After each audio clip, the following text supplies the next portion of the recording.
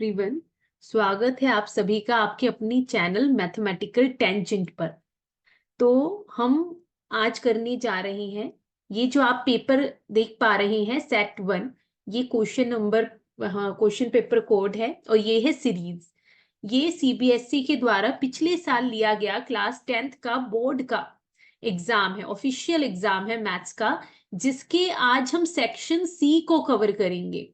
ए और B sections हम previous videos में कवर कर चुके हैं, जिसका लिंक मैं डिस्क्रिप्शन बॉक्स में डाल दूंगी। ठीक है जी, चलिए तो ये देख लीजिए आप, सेक्शन सी हम स्टार्ट करने जा रहे हैं। ये पूरा हमने जो है 2 सेक्शंस को कवर कर लिया है। Now it's turn of section C.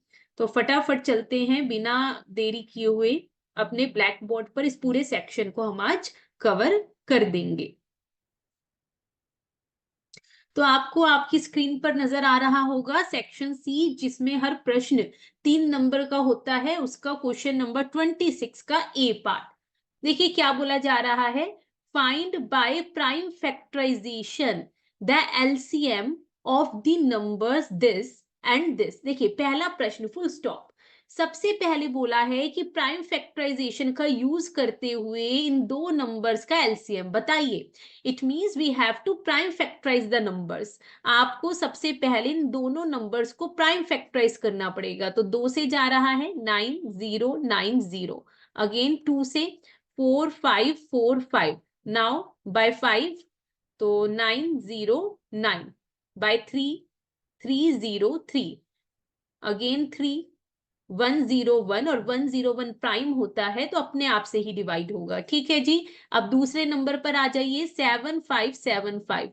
तो सबसे पहले इसे 5 से डिवाइड कर देते हैं, so it will be 1515, again 5 so 303, now by 3 101, and 101 is prime, so it will be divided by itself. तो 18180 का प्राइम फैक्टराइजेशन हमें मिला 2 की पावर 2 इंटू 5, 3 की पावर 2 इंटू 101, और 7575 का प्राइम फैक्टराइजेशन है 5 की पावर 2 इंटू 3 इंटू 101। अब सबसे पहले हमसे इन दोनों नंबर्स का एलसीएम पूछा जा रहा है। तो ध्यान से सुनिए, देखिए एलसीएम में पहले आप देखिए जो दोनों में कॉमन है, जैसे यहां भी 5 है, यहां भी 5 है, लेकिन हमें एलसीएम में बड़ी पावर वाला लेना होता है। इसी तरह से 3 है, यहां भी 3 है तो 3 की पावर 2 लेंगे। यहां भी 101 है, ये तो सेम ही है, सो 101। अब जो बच गया वो भी हमें एलसीएम में लेना है, that is 2 to the power 2। तो जब आप इन सबको मल्टीप्लाई करेंगे 25 into 9 into 101 into 4, so the answer is 90900। ये एलसीएम आया है अभी इन दोनों नंबर्स का। अब क्वेश्चन आगे पढ़िए, also find the HCF of the two numbers. देखिए ऑल्सो, पहले बोला कि प्राइम फैक्टराइजेशन से एलसीएम निकालिए, हमने निकाल लिया।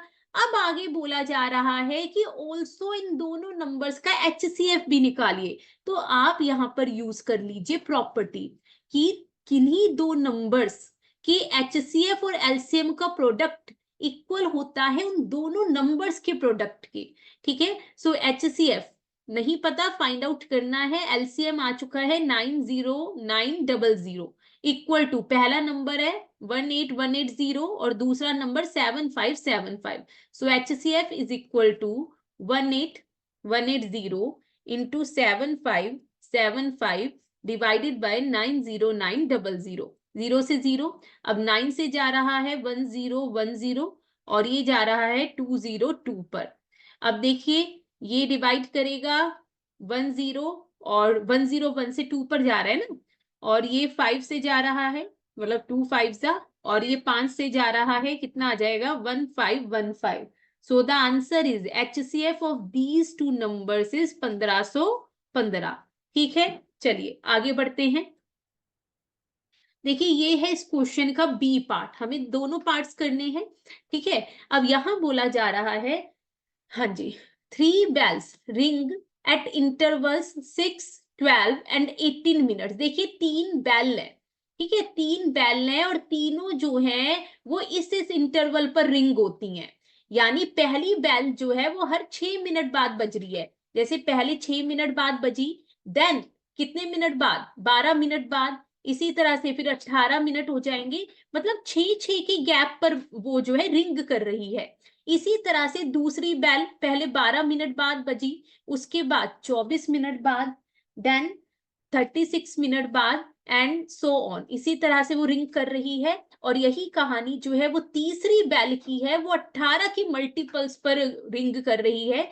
जैसे पहले तो 18 मिनट बाद, देन 36 मिनट बाद बजी होगी, उसके बाद 54 मिनट बाद, एंड सो ऑन।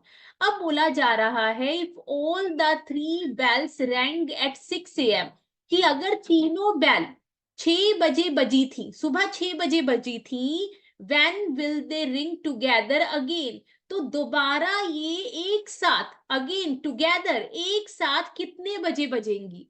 देखिए, अगर मुझे ये देखना है कि तीनों कितने बजे दोबारा एक साथ बजेंगी, तो मुझे इन तीनों का निकालना पड़ेगा एलसीएम। LCM of 6, 12 and 18।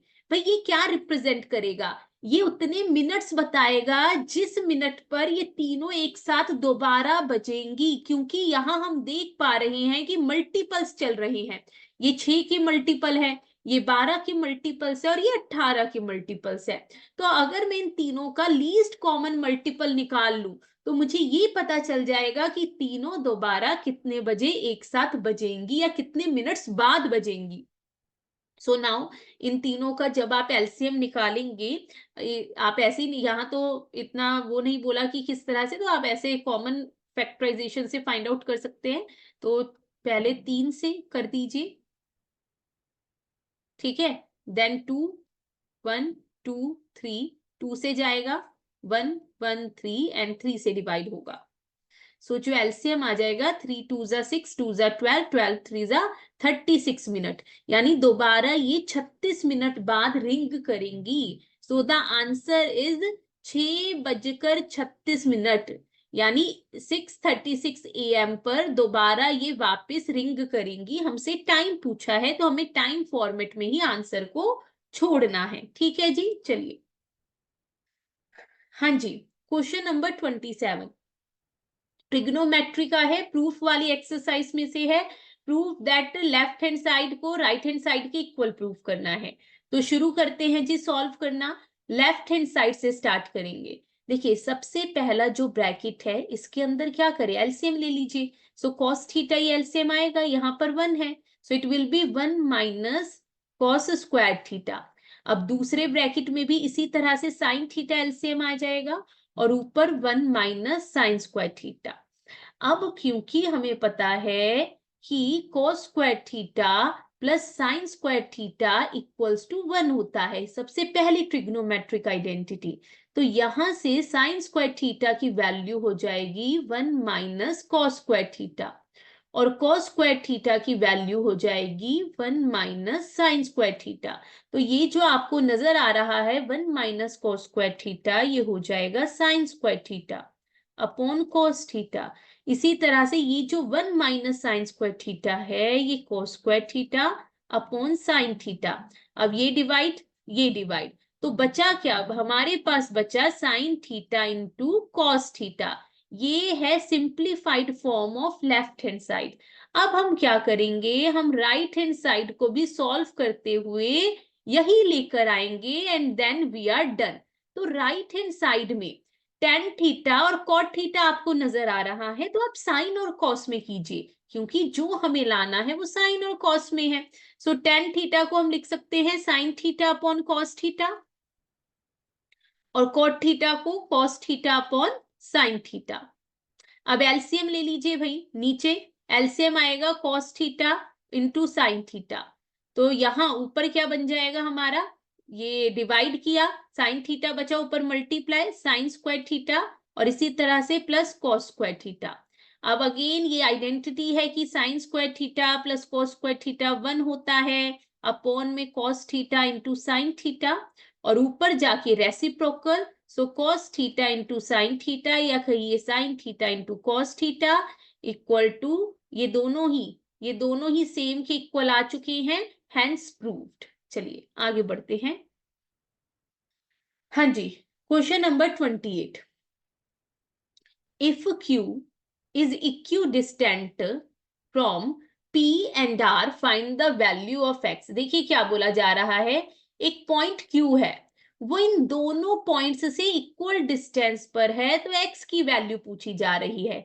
तो कुछ इस तरह की सिचुएशन है, एक Q पॉइंट है, एक P पॉइंट है और एक R पॉइंट है। तीनों के कोऑर्डिनेट्स दिए हैं हमें, 0,1 है जी, ये हमें दिया है 5,-3 और इसके कोऑर्डिनेट्स है x,6। अब अकॉर्डिंग टू क्वेश्चन, देखिए क्वेश्चन में क्या बोला जा रहा है कि Q जो है वो इक्विडिस्टेंट है। इक्विडिस्टेंट का मतलब ये जो डिस्टेंस और ये जो डिस्टेंस है वो आपस में इक्वल है। It means QP is equal to QR। अब यहां हम करेंगे distance formula use. By distance formula हमें पता है कि अगर किसी भी पॉइंट से जुड़ी हुई कोई लेंथ निकालनी है तो सीधा सीधा फॉर्मूला हो जाता है x2 माइनस x1 का whole square plus y2 minus y1 का होल स्क्वायर। सो नाउ देखिए यहां पर आप कुछ कुछ वैल्यू पुट करेंगे, तो ऐसा कीजिए रूट हटा लीजिए। रूट हटाने के लिए क्या कीजिए, स्क्वायरिंग बोथ साइड। रूट हमारे लिए प्रॉब्लम क्रिएट करेगा तो इसे पहले ही हटाओ। अब सुनिए फॉर्मूला, अगर मुझे QP निकालना है तो इसे मैं x1 y1 ले रही हूं, इसे x2 y2। तो फॉर्मूला कहता है x2 माइनस x1 का whole square plus y2 minus y1 का होल स्क्वायर। अब आ जाइए इस QR पर, अगेन इसे मैं x1 y1 ले रही हूं, इसे x2 y2। सो x2 यानी x माइनस 0 का होल स्क्वायर प्लस 6 माइनस 1 का होल स्क्वायर। अब 5 में से कुछ 0 माइनस किया, 5 बचा, 5 का square 25, minus minus plus, so minus 4 का स्क्वायर 16 बराबर एक्स स्क्वायर प्लस 6 माइनस 1 5, 5 का स्क्वायर 25, ये यहां पर 0 हो गया।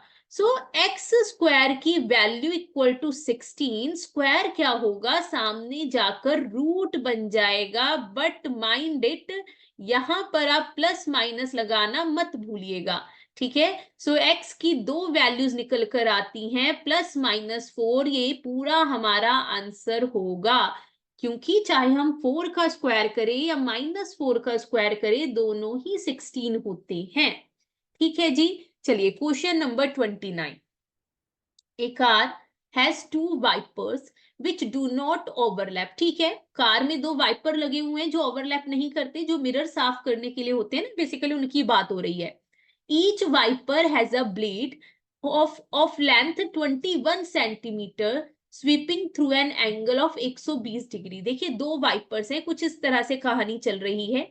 मान लीजिए मैंने एक वाइपर लिया, ये वाइपर है जिसकी लेंथ दे दी हमें, ये लेंथ जो है 21 सेंटीमीटर है। अब क्या है, जब ये मिरर को साफ करता होगा तो ये बस 120, मैक्स टू मैक्स 120 डिग्री तक जाता है।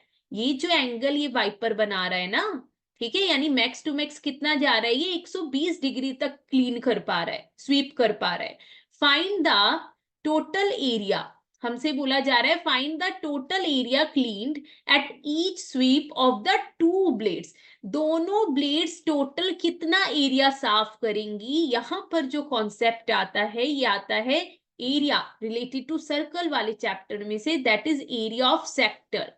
हमें एरिया ऑफ सेक्टर निकालना है। ध्यान से देखिए ये क्या बन रहा है, एक एंगल दिया है, ठीक है, ये हो गया हमारा थीटा, ये क्या है, ये रेडियस हो गई, यानी यहां पर हम एरिया ऑफ सेक्टर यूज करेंगे जो होता है theta by 360 into pi r square. और मुझे एक बात बताइए, यहाँ टोटल एरिया पूछा है तो आपको ध्यान रखना है टोटल एरिया के लिए 2 से मल्टीप्लाई करना मत भूलिएगा, क्योंकि दोनों का पूछा है, दोनों की सेम रेडियस है, एंगल सेम है, आना तो सेम है। चलिए अब सॉल्व कर देते हैं। थीटा 120 अपॉन 360 इंटू 22/7, रेडियस है 21 इंटू 21। सो 7 3 0 से 0, 3 से जा रहा है 12 पर और 12 से 12, तो फाइनली 2 इंटू 22 44 इंटू 21। सो इस क्वेश्चन में जब आप इसे मल्टीप्लाई करेंगे तो हमारा आंसर हो जाएगा 924 सेंटीमीटर स्क्वायर। ठीक है जी, चलिए आगे बढ़ते हैं। क्वेश्चन नंबर 30 ए पार्ट, इसमें भी दोनों पार्ट है और हमें दोनों ही पार्ट्स को अच्छे से समझना है। If the system of linear equations this and this have infinite number of solutions, then find the values of a and b. बोला जा रहा है कि ये जो आप दो इक्वेशंस देख पा रहे हैं, लीनियर इक्वेशंस, इनके इनफाइनाइट नंबर ऑफ सॉल्यूशन है। देखिए, इनफाइनाइट सॉल्यूशंस कब होते हैं? जब ग्राफ जो है वो कोइंसिडेंट लाइंस बनता है। ठीक है, कोइंसिडेंट लाइंस। और कोइंसिडेंट लाइंस का मतलब A1 upon A2 equal to B1 upon B2 equal to C1 upon C2, ये तीनों रेशो आपस में इक्वल, तो हमें बस इसे ही यूज करना है। A1 क्या है? पहली इक्वेशन में x के साथ जो भी नंबर है दैट इज 2। इसी तरह से A2 क्या है? ये दूसरी इक्वेशन में x को छोड़ के जो भी बचा 2a equal to B1 y के साथ जो है दोनों इक्वेशंस में B2 हो गया a प्लस b। इसी तरह से C1 जिसके साथ कोई वेरिएबल नहीं है, C1 पहली इक्वेशन और C2 दूसरी इक्वेशन। देखिए अब ध्यान से सुनिए, सबसे पहले तो 2 से 2 डिवाइड कीजिए, ठीक है, और 7 बन जा 7 4 जा, तो finally 1 upon a equal to 3 upon a plus b equal to 1/4। एक बार इन दोनों को इक्वल पुट कर दीजिए और दूसरी बार इन दोनों को इक्वल पुट कर दीजिए। देखिए 1/a इक्वल टू 1/4, तो यहां से a की वैल्यू 4 आएगी। इसी तरह से जब हम इसे लेंगे 3 upon a plus b is equal to 1/4, cross multiply कीजिए, 3 4 12 is equal to a plus b। अब क्वेश्चन में हम a की वैल्यू फाइंड आउट कर चुके हैं, सो 4 प्लस b, यहां से b की वैल्यू हो जाएगी 12 माइनस 4 दैट इज 8 यूनिट्स। ठीक है भाई, so this is the final answer. हाँ जी, बहुत इंपॉर्टेंट क्वेश्चन है ये भी, अपने आप में कई बार ये पूछते हैं। बोला जा रहा है ये दो इक्वेशंस दी हैं, इन्हें सॉल्व करके x और y। लेकिन दो इक्वेशंस की खास बात है, ध्यान से ऑब्जर्व कीजिए। खास बात ये है कि यहाँ पर जो x के साथ है नंबर, दूसरी इक्वेशन में वही y के साथ है, और पहली इक्वेशन में जो नंबर y के साथ है दूसरी इक्वेशन में वही x के साथ है, यानी इंटरचेंज हो रखे हैं ये जो भी हमारे न्यूमेरिकल कोफिशिएंट्स हैं।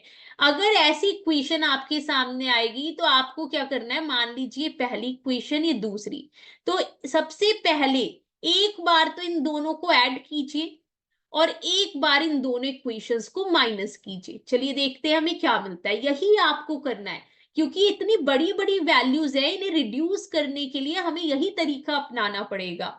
जब आप प्लस करेंगे ना, तो 217 में जब 131 जोड़ेंगे तो ये आपका बन जाएगा 348x। इसी तरह से 131 में जब 217 दोबारा से 348y, और इज इक्वल टू जब आप ये राइट हैंड साइड 913 और 827 को जोड़ेंगे ये हो जाएगा 1740। अब तीनों ही 174 से डिविजिबल है, तो 174 2 जा 348 यहाँ भी, और ये हो जाएगा 10। अब ये पूरा 2 से डिविजिबल है, so x plus y equal to 5, that is our new third equation which is very simple है ना, इतनी कॉम्प्लेक्स नहीं है, बहुत सिंपल इक्वेशन हमें मिली गई। इसी तरह से जब हम माइनस करेंगे फिर हमें एक सिंपल इक्वेशन मिलेगी, 217 में से 131 माइनस कर दीजिए तो आपको मिलेगा 86x। माइनस 131 में से जब आप माइनस करेंगे 217 तो माइनस 86, इसलिए माइनस लगा दिया मैंने, माइनस 86y। और यहाँ 913 में से जब आप 827 माइनस करेंगे 86, अगेन पूरी इक्वेशन 86 से डिविजिबल है, so x minus y is equal to 1। अब हमें कुछ नहीं करना, इन इजी दो इक्वेशंस को सॉल्व करना है, थर्ड और फोर्थ। तो बस ऐसा कीजिए, एक बार आप इन दोनों को प्लस कर दीजिए, so x plus y equal to 5, x minus y equals to 1, ये 0 हो गया, x plus x 2x, 5 plus 1 6, यहां से x की वैल्यू हो जाएगी हमारी 3, और इस वैल्यू को पुट कर दीजिए आप इन दोनों में से किसी भी इक्वेशन में। तो ऐसा करते हैं, हम इसमें पुट कर देते हैं, put x equal to 3 in third equation में पुट कर दीजिए, so 3 plus y equal to 5, और यहां से y की वैल्यू आ जाएगी 5 माइनस 3 दैट इज 2।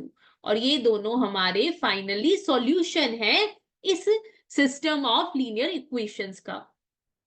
आज का लास्ट क्वेश्चन बोला जा रहा है in the given figure O is centre of the circle. ठीक है, देखिए हमें क्या दिया है, ये सेंटर दे दिया हो, QPR is tangent to it at P। इस P पॉइंट पर ये क्या है, ये टेंजेंट जा रही है। चलिए ये भी ठीक है। अब हमें बोल रहा है प्रूफ कीजिए दैट एंगल QAP, ध्यान से फिगर में ऑब्जर्व कीजिए, एंगल QAP, इस एंगल की बात हो रही है जिसे मैं 1 नाम दूंगी ताकि मुझे पूरा पूरा ना लिखना पड़े, प्लस एंगल APR। देखिए ये रहा APR, ये वाले से 2 नाम दे देते हैं। तो इन दोनों के सम को 90 डिग्री प्रूव करना है। ठीक है, अब सबसे पहले तो आप मुझे एक बात बताइए, ये OP क्या है? ये OP यहाँ पर किस चीज का काम कर रही है? सेंटर से लाइन जा रही है और सर्कल को एक पॉइंट पे टच कर रही है, it means this is radius. ठीक है भाई, थोड़ा अच्छा सा यहाँ बना देते हैं हम। हाँ जी, ये OP जो है ये रेडियस है हमारी, और रेडियस जो है वो टेंजेंट को पॉइंट ऑफ कांटेक्ट पे परपेंडिकुलर होती है, बिकॉज ये हमने थ्योरम पढ़ी है ना। ये जो चैप्टर है हमारा सर्कल्स के नाम से, उसमें हमने 2 ही थ्योरम पढ़ी है, जिसमें सबसे पहली थ्योरम ये थी कि radius is perpendicular to tangent at point of contact.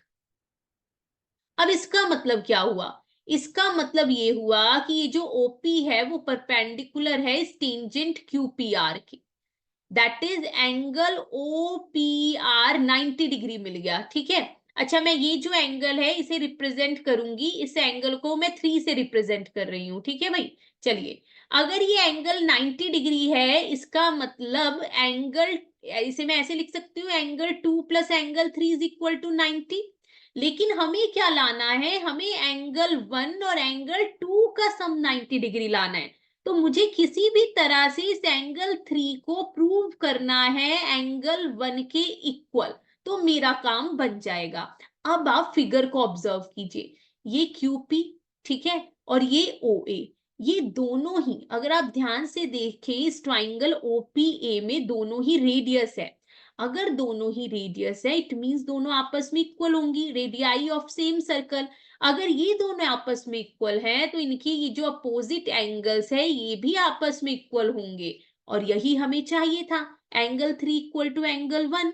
Reason लिख दीजिएगा, angles opposite to equal sides are equal. ठीक है भाई, तो therefore angle 2 plus angle 1 is equal to 90 degree, जो हमें प्रूव करना था, हैंस प्रूव्ड। तो अगेन यहाँ पर ये वीडियो खत्म होती है। चलिए मिलते हैं आप सबसे अगली वीडियो में, तब तक प्रैक्टिस करते रहिए। आपका बोर्ड का एग्जाम आ चुका है बहुत ही नजदीक 11 को, तो प्रैक्टिस करते रहिए, हम आपके साथ हैं। और बस चलिए मिलते हैं अगली वीडियो में।